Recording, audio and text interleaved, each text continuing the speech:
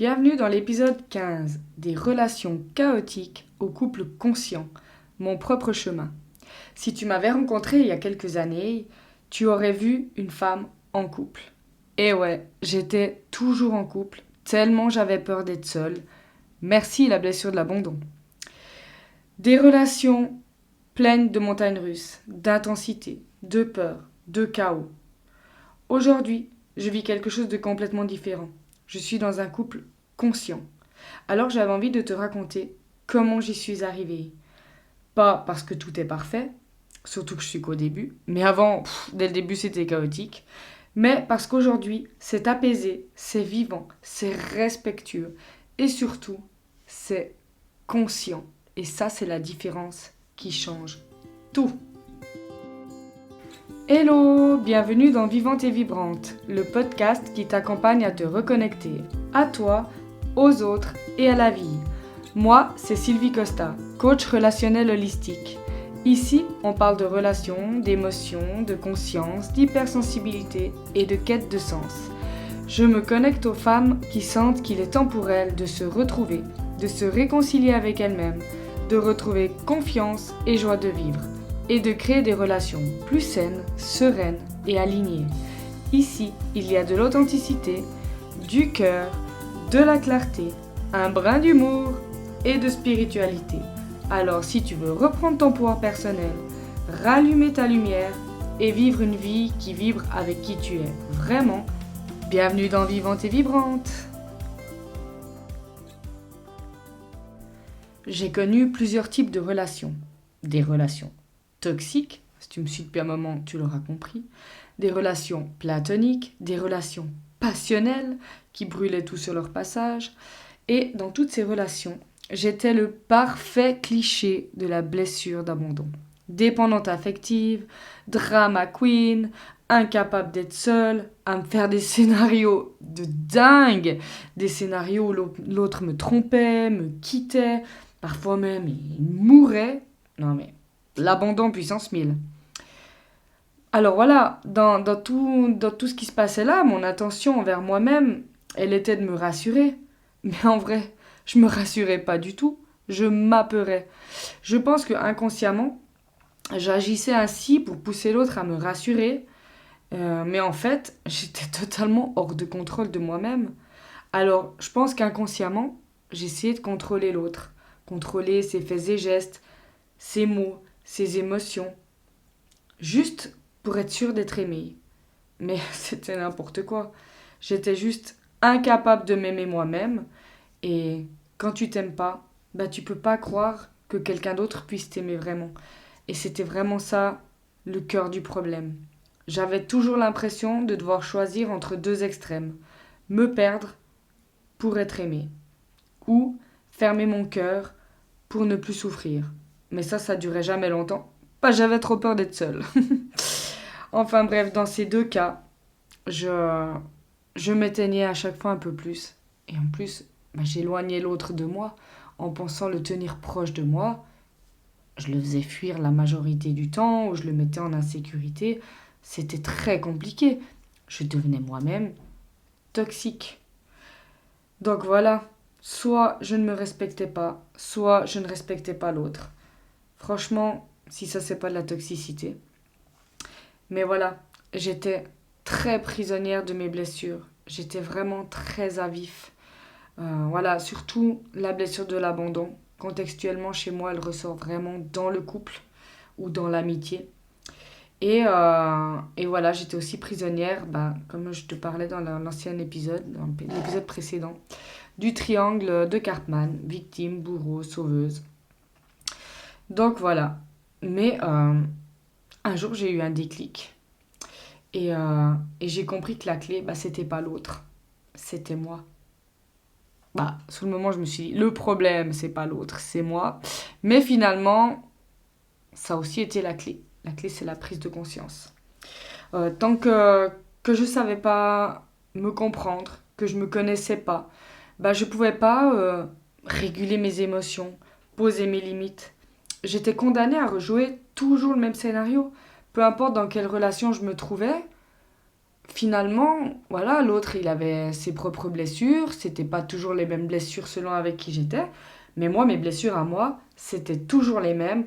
Mon schéma, il était toujours le même. Et, et du coup, je pouvais pas avancer dans les relations.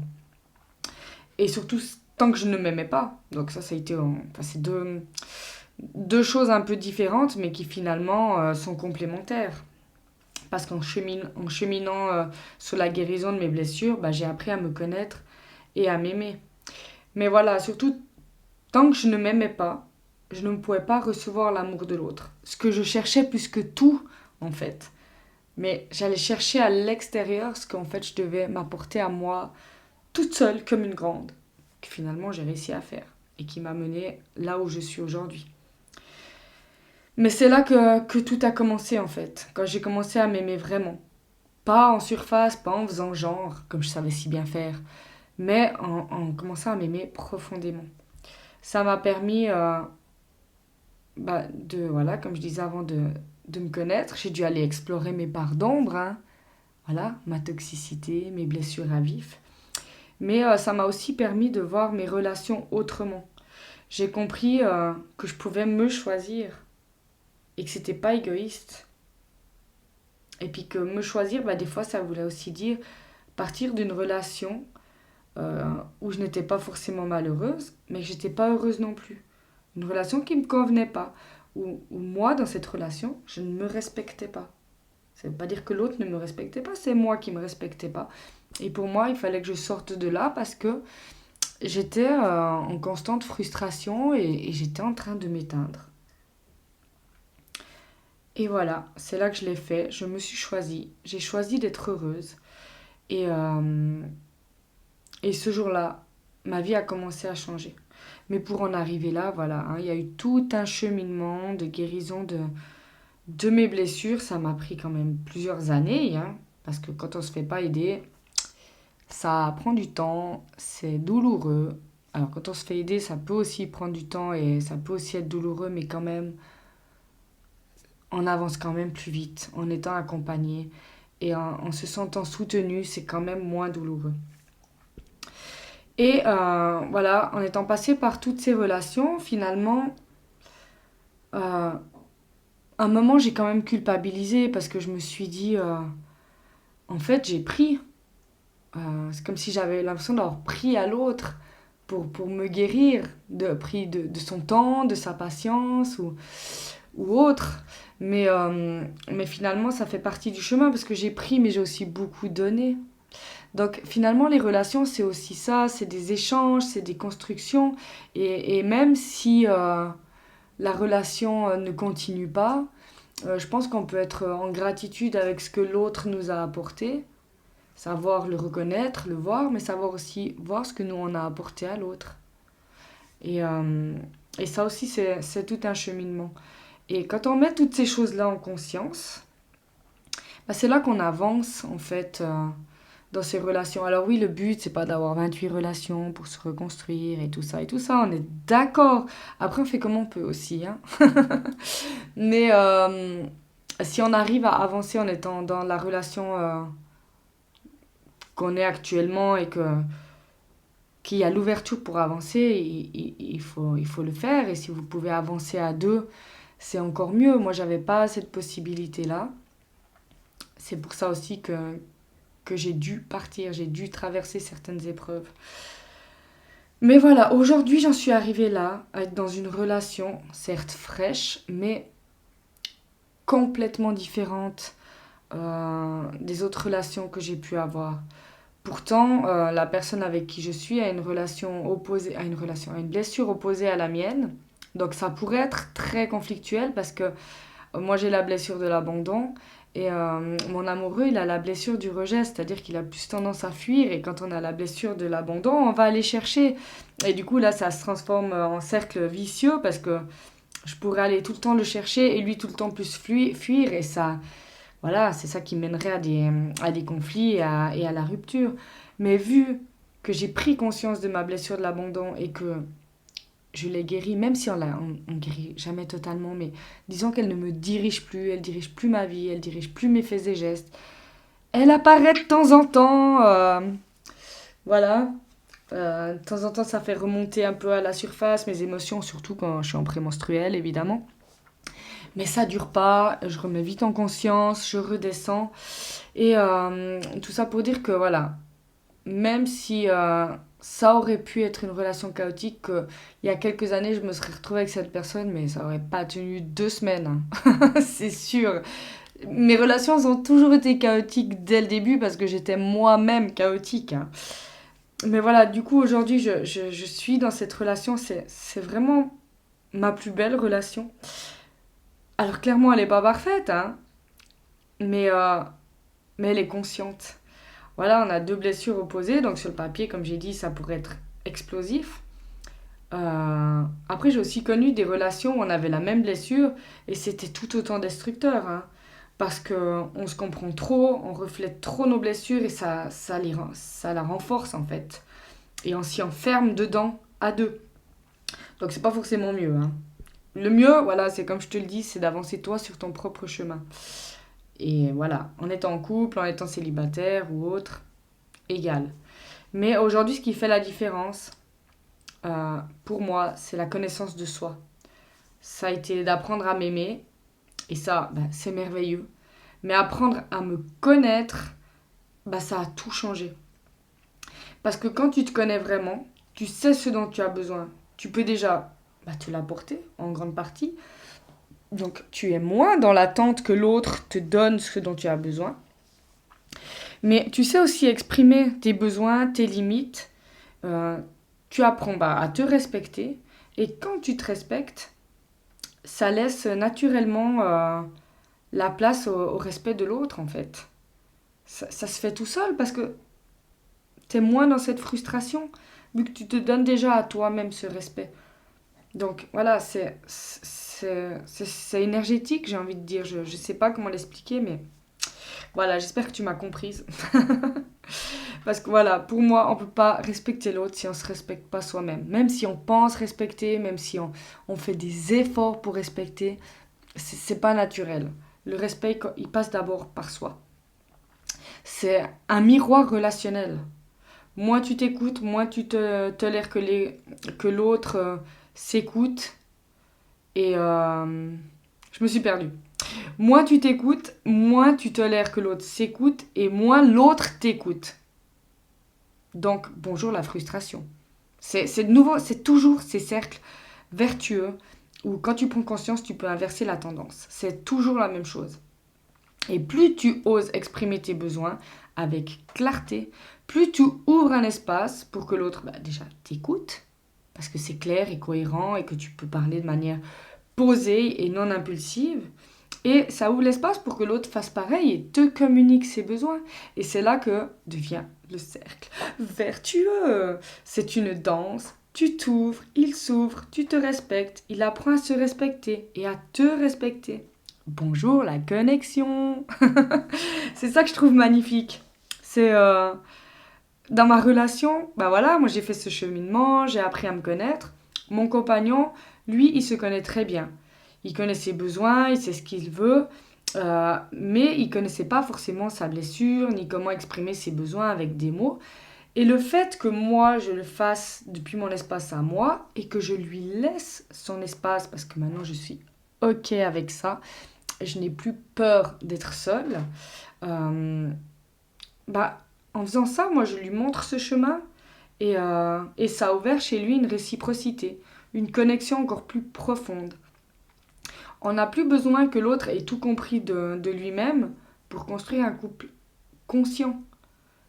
C'est juste avoir conscience de certaines choses et pouvoir le communiquer.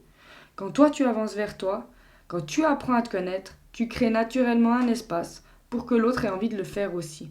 Et ça, c'est juste magnifique parce que c'est un cadeau que tu t'offres à toi, mais que tu offres aussi à l'autre. Mais ça ne veut pas dire qu'il n'y aura plus jamais de désaccords et que tout sera fluide et merveilleux et le pays des bisounours. On est d'accord. Mais quand il y a un désaccord, on parle. Avant, pour moi, hein, dans ces situations, dans cette situation, dans cette relation amoureuse, il aurait fallu des jours pour régler un conflit. Ou on l'aurait peut-être même jamais réglé, il serait resté en suspens. Parce que la communication, elle coinçait trop et on aurait abandonné. Mais aujourd'hui, en quelques minutes, voilà, des fois ça monte, hein, parce que j'ai un tempérament de feu et lui aussi. Mais on redescend parce qu'on n'oublie pas qu'on se respecte, qu'on respecte l'autre et qu'on a envie de se comprendre et de communiquer. Et on a appris à s'écouter soi, à écouter l'autre et à se responsabiliser. Et du coup, on forme une équipe. Et je pense que c'est ça que j'ai jamais eu auparavant. Donc voilà, c'est un petit peu mon histoire. Et ce que j'ai compris, c'est que le couple conscient, voilà, c'est pas un couple sans blessure. C'est un couple où chacun connaît les siennes, ou au moins un des deux, et ne laisse plus ses blessures diriger sa vie. C'est un couple où tu apprends à exprimer tes besoins sans accuser l'autre, à écouter ceux de l'autre sans te perdre, à co-créer un espace où chacun peut exister. Ça, c'est hyper important. Le couple conscient, c'est la rencontre de deux personnes qui ont développé ou qui développent en cours de route leur intelligence émotionnelle, leur capacité à se comprendre, à réguler leurs émotions et à accueillir celles de l'autre sans se défendre, sans être dans la défensive. Et ça change tout. Donc voilà, le couple conscient ne cherche pas la perfection, il cherche la connexion. Et quand tu te choisis sans écraser l'autre, tu ouvres la porte à l'amour véritable. En tout cas, c'est ma croyance à moi, et je l'espère. Donc voilà, si toi aussi tu veux ramener plus de conscience, d'équilibre, de joie dans tes relations, eh ben viens dans mes accompagnements, que ce soit en one-one, que ce soit dans les ateliers. Voilà, c'est des espaces vivants où on explore toutes ces dynamiques avec douceur, profondeur, avec humour, sans jugement, parce que tu vois bien que je suis passée par plein d'étapes, donc c'est clairement pas moi qui vais te juger.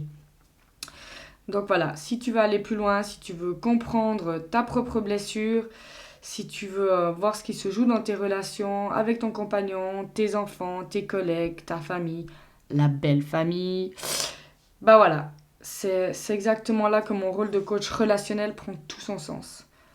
À travers les coachings, je t'aide à voir clair dans ces dynamiques. Je vais jamais te juger toi, mais je vais aussi ne pas juger l'autre. Parce que l'idée, c'est de pouvoir t'amener un regard différent pour pouvoir créer cet espace justement entre la personne avec qui tu veux améliorer ta relation et toi. Donc voilà, c'est apprendre à voir ce qui se joue de chaque côté et à retrouver cet équilibre entre toi et l'autre et la relation. Parce que t'as pas forcément besoin que l'autre change pour que la relation se transforme. Simplement y mettre de la conscience. Donc voilà, j'espère que cet épisode t'aura parlé, t'aura fait peut-être prendre conscience de certaines choses, t'aura motivé à changer ton regard sur toi, sur l'autre, sur ta relation. Et je t'invite à liker, à mettre un petit commentaire, à partager si tu penses que ça peut parler à quelqu'un d'autre. Voilà, merci beaucoup et à tout bientôt.